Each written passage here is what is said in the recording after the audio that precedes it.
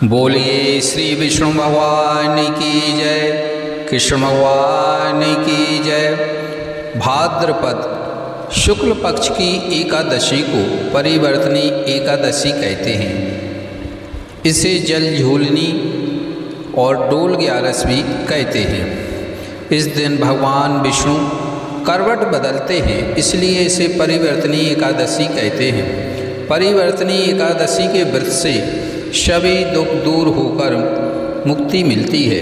इस दिन को व्रत करने से वाजपेयी यज्ञ का फल मिलता है। इस दिन भगवान कृष्ण के बाल रूप का पूजन किया जाता है, इसलिए इसे डोल ग्यारस भी कहा जाता है। इसी दिन राजा बलि से भगवान विष्णु ने 52 रूप में उनका सर्वस्व दान में मांग लिया था एवं उसकी भक्ति से प्रसन्न होकर अपनी एक प्रतिमा को राजा बलि को सौंप दी थी। इसी वजह से इसे 52 ग्यारस भी कहा जाता है। आइए डोल ग्यारस की इस पावन कथा को एकादशी की पावन कथा को श्री विष्णु भगवान का ध्यान करते हुए सुने। त्रेता युग की बात है। बलि नाम का एक दैत्य था। वह दैत्यों का राजा था। भगवान विष्णु का परम भक्त था। विष्णु जी को अपना आराध्य मान उनका पूजन किया करता था। साथ ही ब्राह्मणों का भी आदर सत्कार किया करता था। उन्हें कभी खाली हाथ नहीं लौटने देता था। बलि का इंद्रदेव से बैर था। उसने अपनी शक्तियों से सभी देवी देवताओं सहित इंद्र को जीत लिया था। तीनों लोकों पर विजय प्राप्त कर ली। दैत्य के शासन का विस्तार देखकर सभी देवता चिंतित हो गए कि पृथ्वी पर दैत्यों का शासन स्थापित हो जाएगा। इसलिए सभी देवी देवता भगवान विष्णु की शरण में गए। उनकी स्तुति कर उनसे इस समस्या का समाधान मांगा। भगवान विष्णु ने उनको आश्वासन दिया कि वह संपूर्ण विश्व पर दैत्यों का राज नहीं होने देंगे, क्योंकि इससे पृथ्वी का संतुलन बिगड़ जाएगा और चारों ओर हिंसा फैल जाएगी। उन्होंने दैत्य राजा बलि से तीनों लोक मुक्त कराने के लिए 52 अवतार लिया। यह भगवान विष्णु का 5वां अवतार था। 52 अवतार लेकर भगवान विष्णु राजा बलि के महल गए। वहाँ जाकर उन्होंने राजा बलि से संकल्प लेने को कहा कि वह 52 देव को 3 पग भूमि दान करेंगे। 52 की बातों से दैत्य गुरु शुक्राचार्य ने यह समझ लिया कि यह भगवान विष्णु हैं और यह राजा बलि से तीनों लोक लेने आए हैं। गुरु शुक्राचार्य ने राजा बलि को सावधान किया, लेकिन राजा बलि ने कहा यह संकल्प ले चुके हैं और वह विष्णु जी को अपना आराध्य मानते हैं, तो उन्हें मना कैसे कर सकते हैं।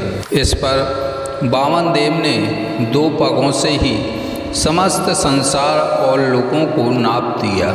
इसके बाद विष्णु जी ने 52 देव से पूछा कि अब तीसरा पग कहाँ रखें। इसके जवाब में बलि महाराज ने अपना सिर भगवान विष्णु के कदमों में रख दिया और कहा कि तीसरा पग आप मेरे सिर पर रखें। इसके साथ ही भगवान विष्णु ने तीनों लोगों को दैत्य शासन से मुक्त कर दिया। एकादशी के दिन व्रत कर इस कथा को पढ़ने सुनने से वाजपेयी यज्ञ का फल मिलता है। बोलिए श्री विष्णु भगवान की जय।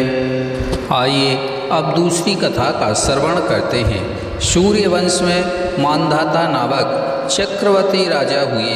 उनके राज्य में सुख संपदा की कोई कमी नहीं थी। प्रजा सुख से जीवन व्यतीत कर रही थी, परंतु एक समय उनके राज्य में 3 वर्षों तक वर्षा नहीं हुई। प्रजा दुख से व्याकुल थी।